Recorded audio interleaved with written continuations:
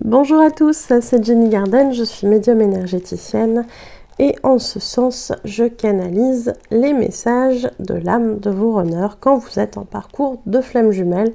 Tout ça pour vous aider aussi à y voir peut-être un petit peu plus clair dans certains comportements de vos runners.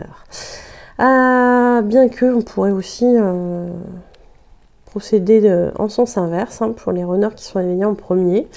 Voilà, si vous souhaitez, c'est possible, il n'y a pas de souci et vous pouvez aussi poser des questions. D'ailleurs, c'est l'objet de cette vidéo, c'est des réponses à 2 questions qui ont été posées lors d'un message, mais voilà, il n'y a pas le message avec, c'est des questions et des questions qui sont très intéressantes parce qu'elles reviennent régulièrement.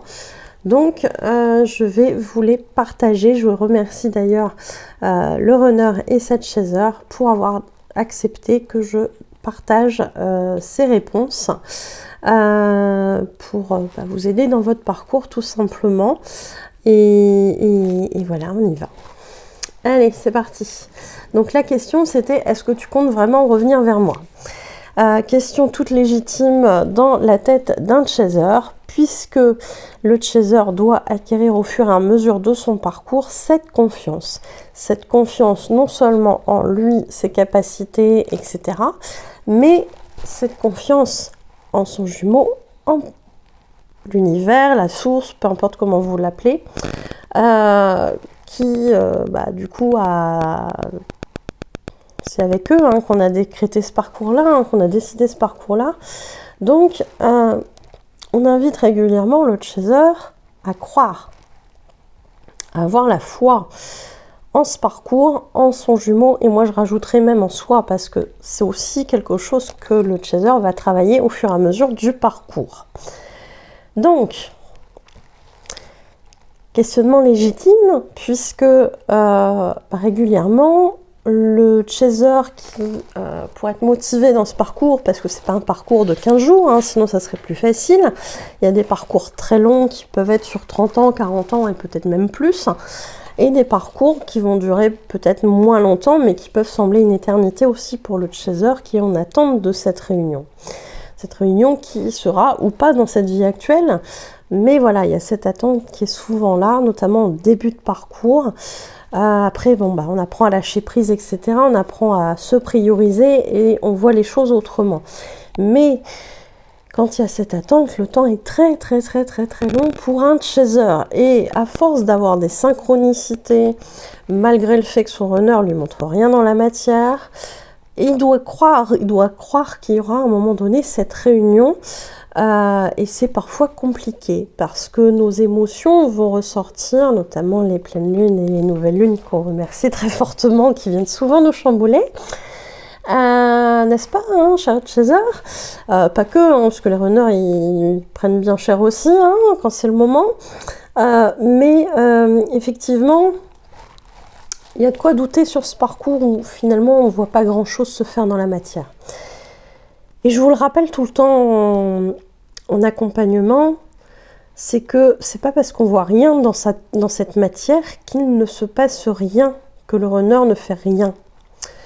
Par contre, oui, il va pas vous en parler. Même si vous êtes en contact à ce moment-là, il va pas forcément vous en parler. C'est après, et parfois très longtemps après, que vous allez apprendre des choses. Donc, je vais vous partager la réponse du runner à la question « Est-ce que tu comptes vraiment revenir vers moi ?» Pour le moment, mon ego est bien fermé à cette idée. Il est un peu en pilotage automatique à tenter de se convaincre que tu ne l'as pas bouleversé. Il lutte car il y a trop d'obstacles à franchir et qu'il ne se sent pas assez fort pour les dépasser. Et il se convainc que sa destinée, c'est elle, donc la tierce. Car c'est sa zone de confort et qu'il n'aura pas à lutter. Mais au fond, il sent que ce n'est pas elle qu'il aime. Mon travail d'âme est de lui rappeler son amour pour toi dès qu'il m'en laissera une occasion. Alors oui, quand ce sera le moment, je reviendrai vers toi. Alors il y a bien cette distinction qui se fait ici entre l'ego et l'âme. Les deux parties appartiennent au runner, hein, bien évidemment. On a la même distinction chez le chaser, hein, voilà, on va pas se leurrer. On a aussi notre ego, hein, qui parfois nous donne du fil à retordre, hein, d'où les blessures, d'où les questionnements. Hein. Mais voilà, donc il y a vraiment cette partie-là où on distingue hein, entre le jeu, le heal. Je pense que vous avez bien perçu les différences.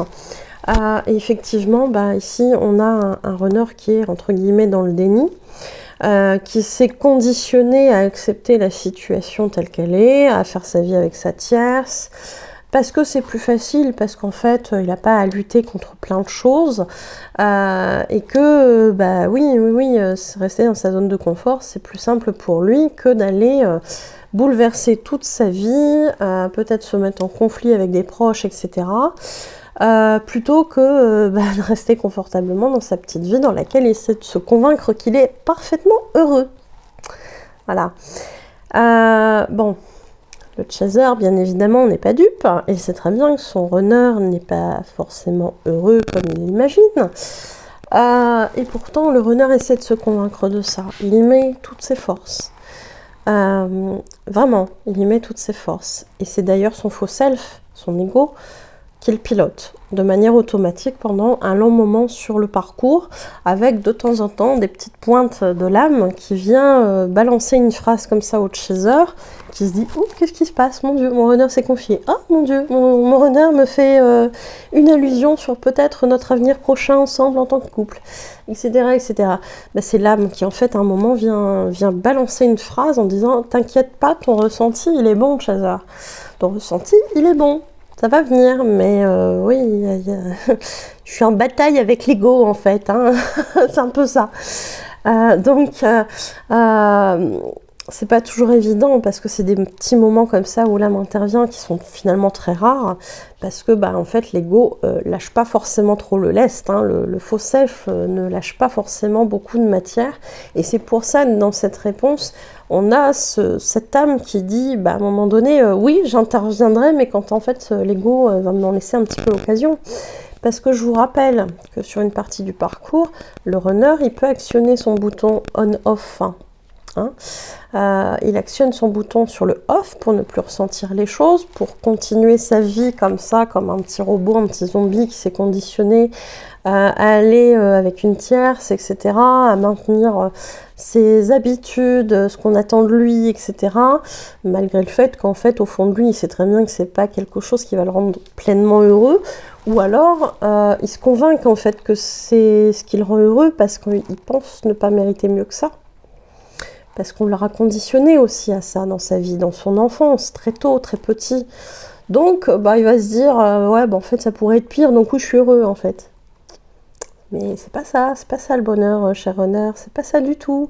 Et d'ailleurs, c'est bien ça le problème, c'est que ton chaser, il est venu à un moment donné dans ta vie, il t'a montré, il t'a donné quelques petites miettes comme ça de bonheur, qui t'ont bien atteint, hein, puisque tu t'es dit, mais c'est pas possible de vivre ça, en fait, ça va forcément m'être retiré un jour. Donc j'ai peur. C'est pour ça aussi qu'il fuit ce runner, parce qu'il sait qu'à un moment donné, en tout cas c'est ce qu'il pense par rapport à ses blessures, que forcément s'il a ce bonheur-là un jour, ce bonheur va lui échapper. Bon, il y a d'autres mécanismes aussi qui se mettent en route, notamment le fait que son chaser, forcément un jour ou l'autre, va se rendre compte que il n'est pas quelqu'un d'idéal, parce que le chaser a tendance à idéaliser son runner, mais c'est valable aussi dans l'autre sens, hein, je vous rassure. Et il a dans l'idée que son chaser, à un moment donné, ouvrira les yeux et se dira « non, en fait, mon runner, c'est pas quelqu'un de bien, donc je me barre. » Et là, il se dit « Si ça arrive un jour, je vais mourir, en fait. Voilà, parce que séparation dans les vies antérieures, etc., etc. » Je vous invite à aller voir le message précédent. J'ai pas noté la date encore, parce que je l'ai pas encore programmé, mais allez voir le message précédent parce que c'est juste, vous aurez une explication de ces problématiques de vie antérieure. Donc il y a plein de choses qui viennent en compte dans tout ça. Et du coup, oui, effectivement, son chaser a bien bouleversé son runner. Et ça, le runner va tenter à tout prix de se convaincre que non, en fait, c'était une illusion, c'était pas vraiment ça, qu'il a mis son chaser sur un piédestal, que c'est pas forcément quelqu'un de bien, il va s'imaginer que son chaser l'a manipulé, etc., etc., etc. Malgré les cheers toxiques, hein. Voilà, petite ironie. Et du coup, bah, effectivement, il va essayer de se convaincre qu'il est mieux dans sa zone de confort. Et qu'il ne bougera pas. Seulement, le parcours de flamme jumelle fait qu'un jour, il ouvrira certainement les yeux. Donc, à voir comment l'ego va réagir, etc. Le parcours, comment il va se passer et compagnie. Pour arriver à cette fameuse réunion, si telle est l'issue de ce contrat entre les deux flammes jumelles. Voilà pour cette question. Il y avait aussi une deuxième question, c'est est-ce que tu sais que je suis malheureuse sans toi dans ma vie? Je ne peux plus faire entrer personne dans mon existence.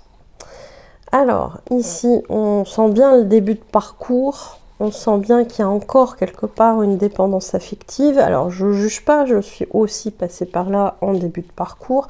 C'est quelque chose qui est amené à évoluer au fur et à mesure du temps. Et effectivement, oui, le runner le ressent. Donc je vous lis sa réponse. Je sais, oui, j'ai compris que tu attendais beaucoup de ma part, que tu faisais de moi un objectif. Mais ce n'est pas ça l'amour. L'autre n'est pas un but, un objectif à atteindre. L'amour est là, même si l'autre est loin. Tu ne dois pas te priver de donner ni de recevoir de l'amour dans ta vie, sous toutes ses formes.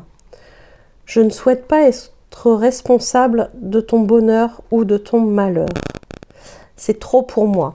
Alors effectivement, déjà que le runner il a un petit peu de mal avec ses émotions. Donc vous imaginez bien que être responsable des émotions de son chaser, c'est juste pas possible en fait. Donc ne lui mettez pas cette pression-là de dire c'est toi qui vas me rendre heureux en fait, parce que là c'est le meilleur moyen de faire fuir votre runner. Et c'est aussi pour ça que le chaser doit devenir indépendant. Le chaser a souvent cette blessure d'abandon qui est bien développée, bien ouverte. Et il doit se détacher de tout ça et apprendre à s'apporter ce qu'il attend de l'extérieur au départ. Alors, par ses parents, ses amis, sa famille, etc., etc. Peut-être pour certains même de la reconnaissance au niveau du milieu professionnel, parce que il peut pas compter sur sa famille ou autre. Et puis, quand arrivera son runner, effectivement, il va projeter tout ça aussi, cette attente-là, sur son runner. Et ça, le runner, il va pas du tout, mais pas du tout en vouloir. Puisque le runner, en fait, il n'arrive déjà pas à gérer ses émotions au début du parcours, donc c'est pas pour gérer les émotions de son chaser. Donc c'est une trop grosse responsabilité pour lui et il refuse ça. Le bonheur, nous devons le trouver en nous, chacun de notre côté, pour pouvoir ensuite le partager à deux. Ne laisse pas quelqu'un être la source de ton bonheur ou de ton malheur, que ce soit le runner ou quelqu'un d'autre. Je ne veux pas non plus être la source de ton malheur, mais tu me fais comprendre que je le suis. Alors il y a effectivement des échanges entre cette chaser et son runner, où régulièrement elle lui fait comprendre qu'elle a des attentes qui sont déçues de sa part. Donc oui, il y a de ça. Donc ça vient rajouter une culpabilité sur le runner qui n'est pas forcément évidente à gérer pour lui, puisque c'est quelque chose qui va fuir, cette responsabilité-là. Quelque part, ce comportement du runner est sain, je trouve. Ce qui n'est pas le cas de tous les comportements du runner, mais celui-ci, je le trouve plutôt sain. Quand on atteint une certaine forme de complétude, on se dit que oui, effectivement, à un moment donné, il faut être heureux soi pour pouvoir être heureux avec quelqu'un d'autre et pas projeter ses attentes de bonheur sur le fait d'une présence extérieure, en fait, quelle qu'elle soit au niveau sentimental ou autre. Donc là, pour le coup, bravo au runner, c'est plutôt sain comme, comme réflexion. Je ne veux pas te rendre malheureuse. Alors ça, c'est la dernière chose que veut le runner pour son chaser. Apprends d'abord à être heureuse sans moi. Ça, c'est l'âme qui parle, hein. On est bien d'accord. Je dois faire de même et découvrir ce qui me rend heureux. Ça, c'est important aussi comme phrase, puisque le runner, toute sa vie, aura cherché à satisfaire l'extérieur pour plaire, pour pas être rejeté, etc. Donc effectivement, sur le parcours, il va être amené à un moment donné à découvrir ce qui lui fait plaisir, ce qui le rend heureux. Parce que toute sa vie, il a essayé de correspondre aux attentes des autres ou à se conformer dans une vie qui ressemblait à la vie des autres parce qu'il pensait que c'était comme ça. Et en fait, à un moment donné, il va avoir une espèce de déclic et il va se dire « Mais en fait, c'est quoi vraiment qui me rend heureux, moi ?» On va le pousser à ça sur le parcours. Et c'est pour ça que c'est important comme phrase. Il doit découvrir effectivement à un moment donné ce qui le rend heureux. En fait, il ne le sait même pas lui-même au départ. Ensuite seulement, nous pourrons être heureux ensemble pour partager ce bonheur. Si nous attendons notre bonheur de l'autre, alors nous nous mettrons en échec. Notre séparation nous enseigne cela. Tout arrivera quand nous serons prêts. Et je crois que c'est la fin. Ouais. C'est la fin de cette réponse. Donc vous voyez, c'est vraiment, il y a vraiment dans l'idée du runner, et d'ailleurs c'est pas pour rien qu'on dit que c'est lui qui est acteur de la réunion, hein. Il sait quand c'est le moment. Il sait quand c'est le moment de revenir vers son chaser. Donc faites-lui confiance, on y revient, faites confiance à votre runner. Même si c'est pas forcément évident pour un chaser qui se dit, ben oui, mais dans le passé il n'a pas super été fiable, donc faire confiance c'est un peu compliqué. J'entends, hein, voilà, mais pourtant, effectivement, au fur et à mesure des avancées, on va comprendre que c'est important de lui faire confiance. Donc voilà, j'espère que cette vidéo vous aura aidé. Je vous remercie pour votre écoute. Je vous souhaite une belle journée ou une belle soirée. Je vous dis à bientôt. Prenez soin de vous.